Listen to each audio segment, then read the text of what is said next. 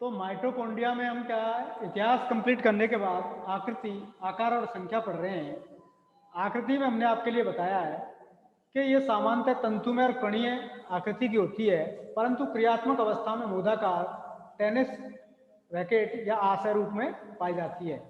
अगर इसके आकार की बात करें, साइज की, तो इसकी चौड़ाई निश्चित होती है लेकिन लंबाई बदलती रहती है। तो इसका मतलब है आकृति और आकार दोनों परिवर्तनशील हैं। अब इसकी संख्या देखते हैं तो हेपेटिक कोशिकाओं में ये 1000, सी अर्चिन में ये 1.5 लाख और ऊसाइट कोशिकाओं में 30 लाख।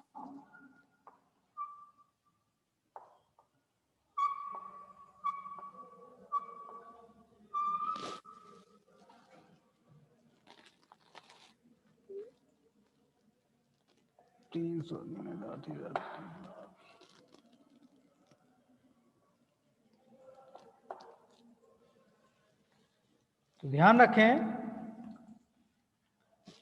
ये कहाँ है? ऊसाइट में।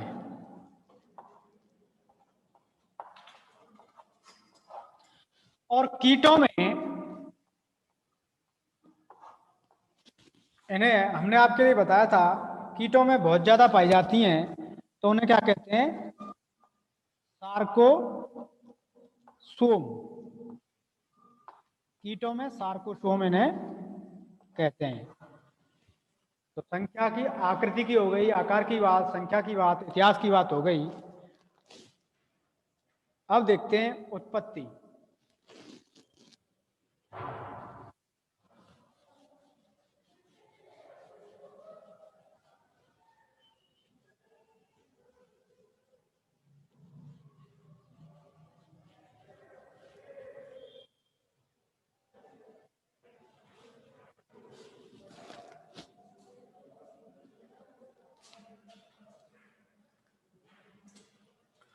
उत्पत्ति की अगर हम बात करें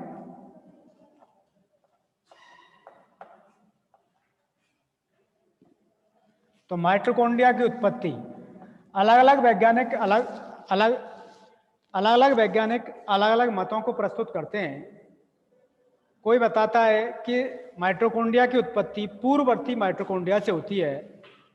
कोई कहता है कि इसकी उत्पत्ति केंद्रक झिल्ली से होती है। कोई कहता है कि इसकी उत्पत्ति कोशिका झिल्ली से हुई है। तो कोई कहता है कि माइटोकॉन्ड्रिया एक सहजीवी अंगक है। तो अलग अलग देखते हैं। डी नोवो उत्पत्ति।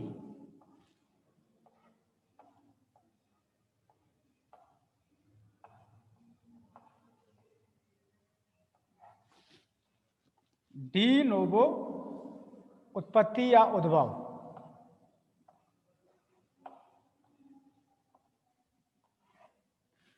तो सबसे पहला प्रकार है डी नोवो।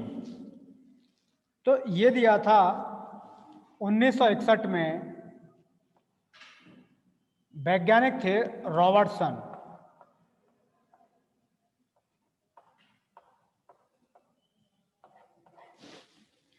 वैज्ञानिक कौन थे? नोविकोव। रॉबर्टसन नहीं, नोविकोव।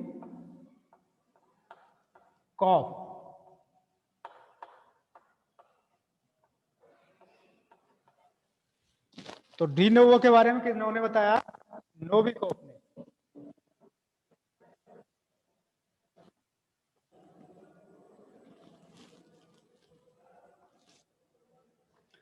इन्होंने बताया कि माइटोकॉन्ड्रिया की उत्पत्ति स्वतंत्र होती है, स्वतः। माइटोकॉन्ड्रिया की उत्पत्ति स्वतंत्र रूप से स्वतः ही होती है।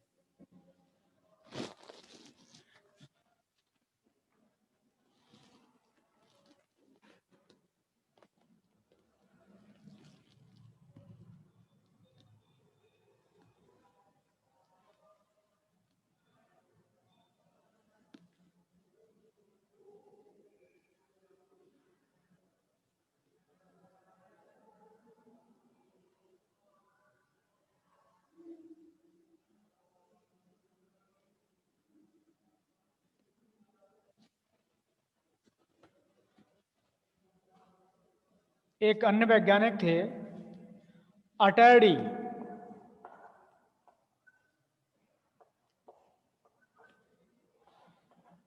वैज्ञानिक थे अटैडी। तो अटैडी ने बताया कि माइटोकॉन्ड्रिया से एमआरएनए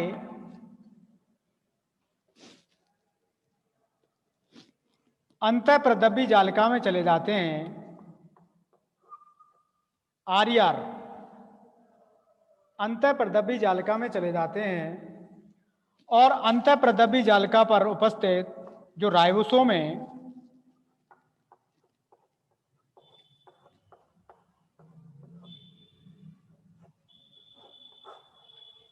ध्यान रखिए, ये एमआरएनए कहां से आए?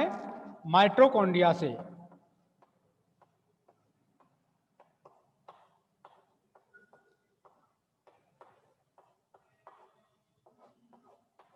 तो अटैडी बता रहे हैं कि एमआरएनए जो माइटोकॉन्ड्रिया से निकल कर जाते हैं और अंतःप्रदब्बी जो कि रफ अंतःप्रदब्बी जालिका है, खुरदरी अंतःप्रदब्बी जालिका पर जाते हैं एमआरएनए, और वहां पर जो राइबोसोम होते हैं उनके साथ मिलकर प्रोटीन का निर्माण होता है।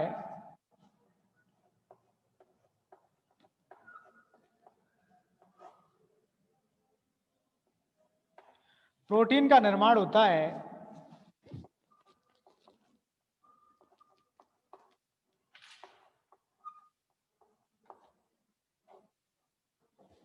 प्रोटीन का निर्माण होगा, और ये प्रोटीन प्रोटो माइटोकॉन्ड्रिया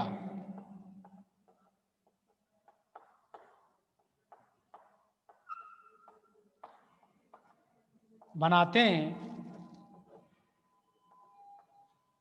और प्रोटोमाइटोकॉन्ड्रिया माइटोकॉन्ड्रिया में रूपांतरित हो जाते हैं।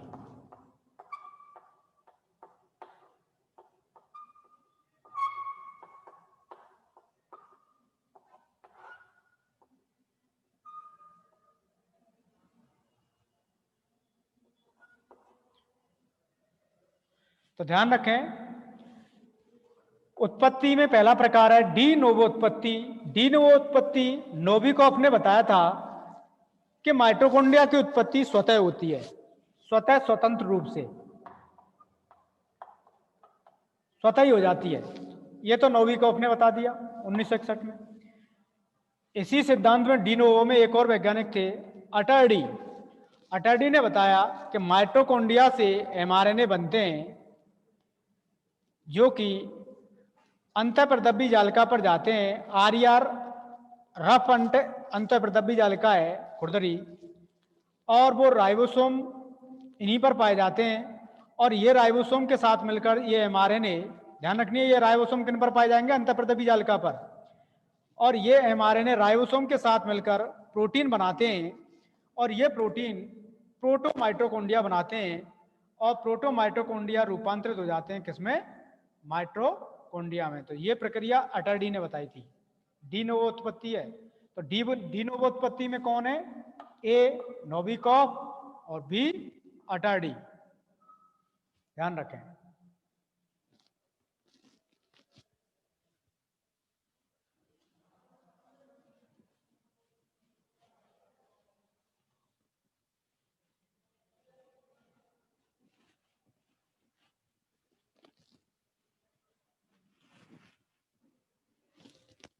तो पहली उत्पत्ति डी नोवो उत्पत्ति आपने पढ़ ली है। अब हम देखते हैं दूसरी प्रकार की उत्पत्ति।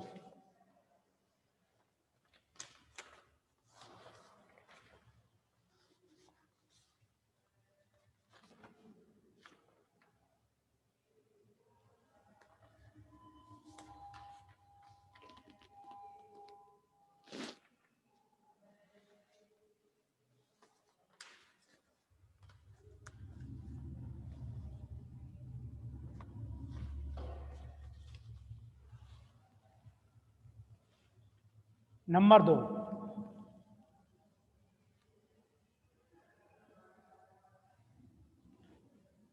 झिल्ली द्वारा उत्पत्ति।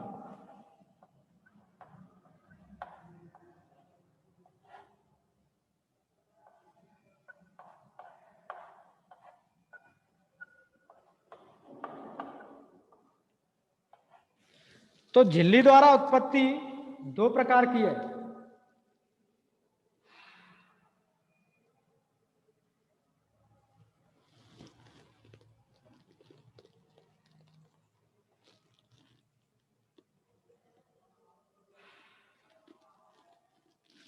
झिल्ली द्वारा उत्पत्ति दो प्रकार की है, एक है रॉबर्टसन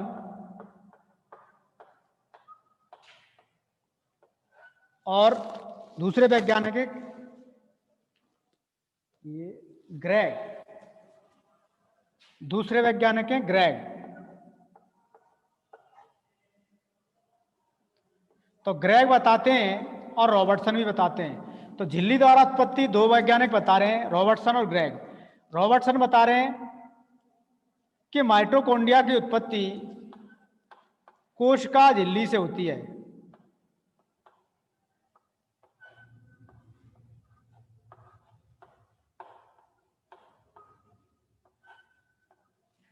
जबकि ग्रेग बता रहे हैं माइटोकॉन्ड्रिया की उत्पत्ति केंद्रक झिल्ली से होती है।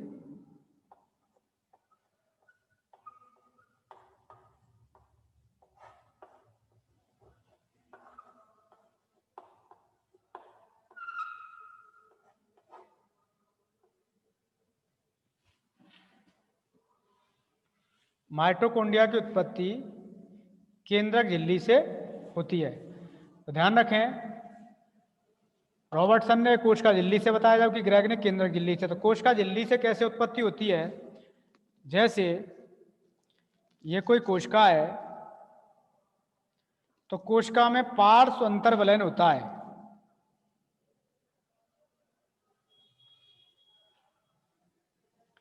कोशिका झिल्ली से किस तरीके से हो रही है? कोशिका झिल्ली में पार्श्व अंतर्वलन होता है और इस अंतर्वलन से धीरे धीरे क्रस्टी का निर्माण हो जाता है। यही और बलित होकर और रूपों में आ जाती है।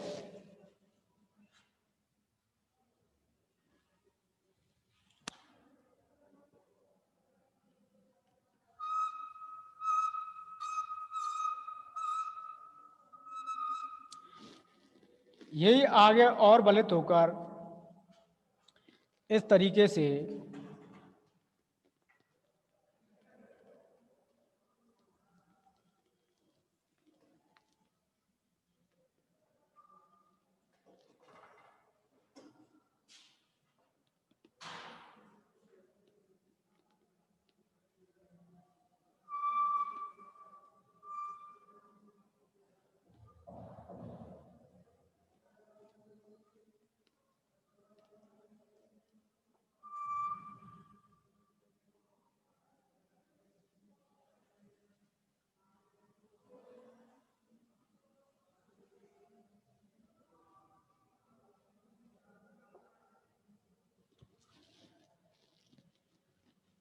तो धीरे धीरे ये डबल मेम्ब्रेनस बन जाता है और इसमें क्रस्टी का भी निर्माण हो जाता है। आप जानते हैं क्रस्टी माइटोकॉन्ड्रिया की आंतरिक झिल्ली पर बनती हैं। ध्यान रखें।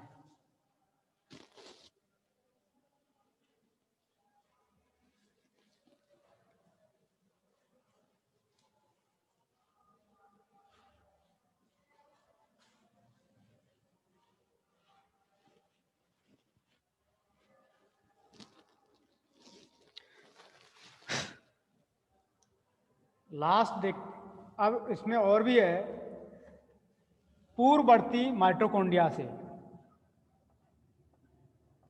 तीसरा प्रकार है पूर्ववर्ती माइटोकॉन्ड्रिया से। माइटोकॉन्ड्रिया से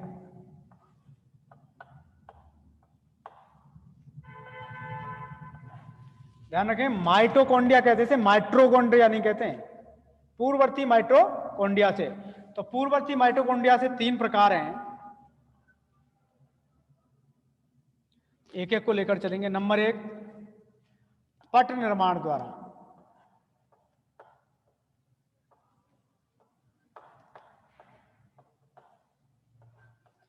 तो पट निर्माण में क्या होगा, जैसे ये कोई माइटोकॉन्ड्रिया है, ये उसकी आंतरिक झिल्ली है,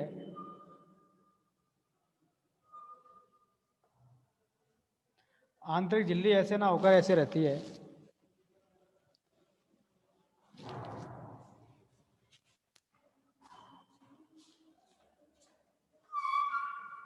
ये बाहरी झिल्ली है, और आंतरिक झिल्ली ऐसे पाई जाती है।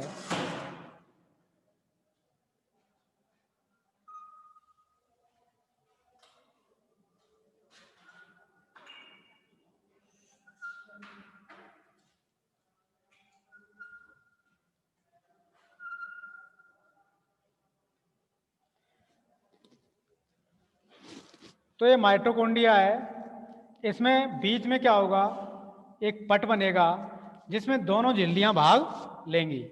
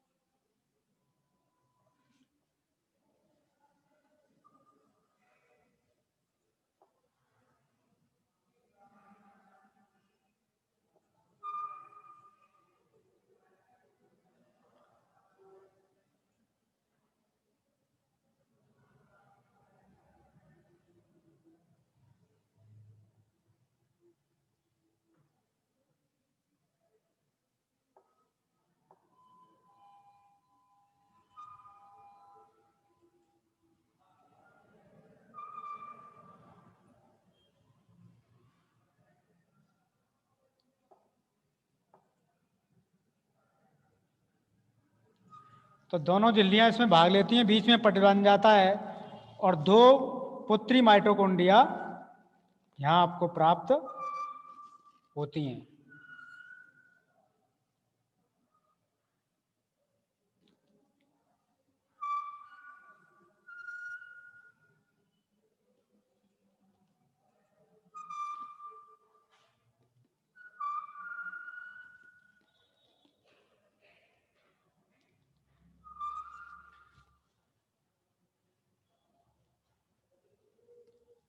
तो ये जनक माइटोकॉन्ड्रिया है, जिसे पेरेंट माइटोकॉन्ड्रिया कहेंगे, और ये पुत्री जिन्हें डॉटर माइटोकॉन्ड्रिया कहेंगे। तो पुत्री के रूप में दो मिलेंगी और जनक के रूप में एक होगी, पुत्री माइटोकॉन्ड्रिया।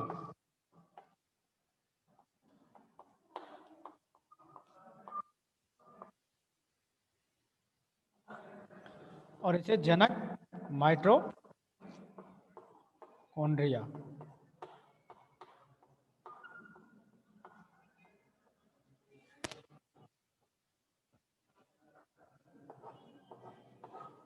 तो इस तरीके से पट निर्माण की प्रक्रिया हो जाती है, पूर्ववर्ती माइटोकॉन्ड्रिया से उत्पत्ति होती है, पहला प्रकार हो गया है। इसी में पूर्ववर्ती माइटोकॉन्ड्रिया से दूसरा प्रकार है वी, संकीर्णन द्वारा।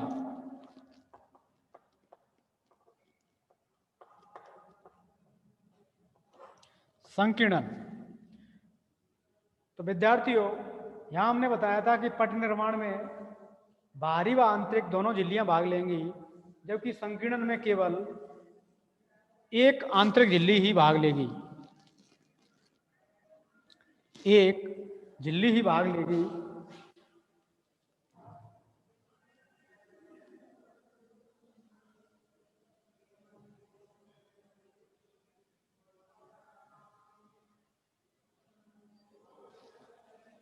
विद्यार्थियों, ये जो प्रक्रिया है, यहां पट निर्माण की प्रक्रिया में केवल आंतरिक झिल्ली भाग लेती है, केवल आंतरिक, जबकि संकीर्णन में दोनों झिल्लियां भाग लेंगी।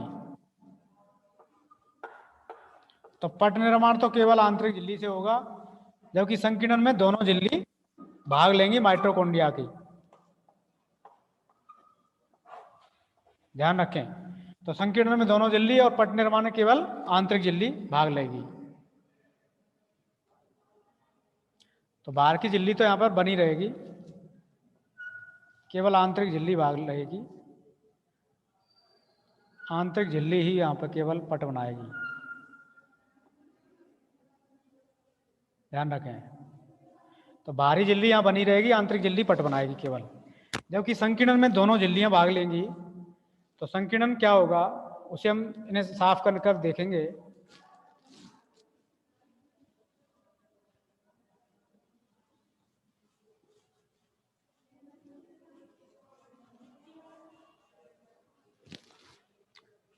संकीर्णन में दोनों झिल्लियां भाग लेंगी,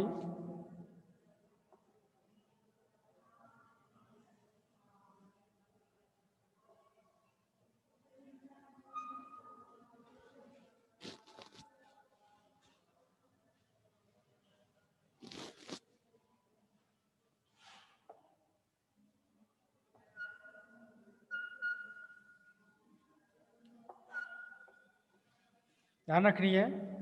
हम केवल क्या पढ़ रहे हैं, संकीर्णन के बारे में पढ़ रहे हैं। पट निर्माण को आप भूल जाइए, वो बता दिया है मैंने। संकीर्णन के बारे में पढ़ रहे हैं। तो ये जनक माइटोकॉन्ड्रिया है, इसके बीच में एक गहरा एक संकीर्णन होगा,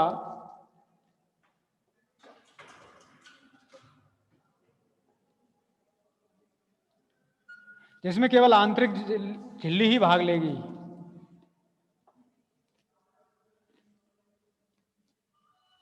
जिसमें दोनों झिल्लियां भाग लेंगी। ध्यान रखें, संकीर्णन में दोनों झिल्लियां, आंतरिक तो केवल पट में लेती थी, तो यहां दोनों झिल्लियां भाग लेंगी।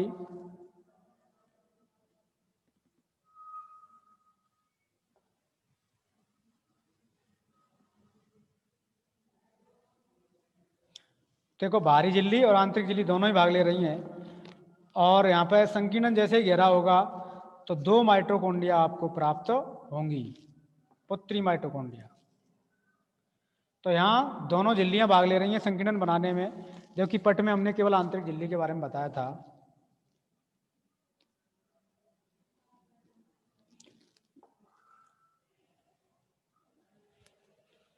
ये पुत्री माइटोकॉन्ड्रिया है।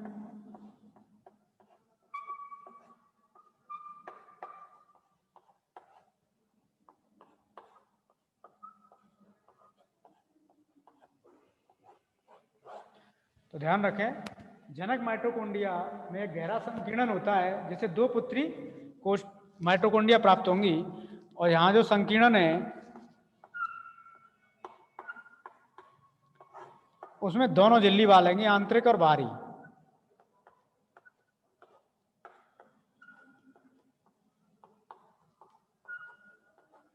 ध्यान रखनी है, आंतरिक और बाहरी दोनों झिल्लियां भाग उसमें लेती हैं। तो लास्ट है पहला पट निर्माण, दूसरा संकीर्णन और तीसरा मुकुलन। पूर्ववर्ती माइटोकॉन्ड्रिया से तीसरी विधि को पढ़ेंगे हम, मुकुलन।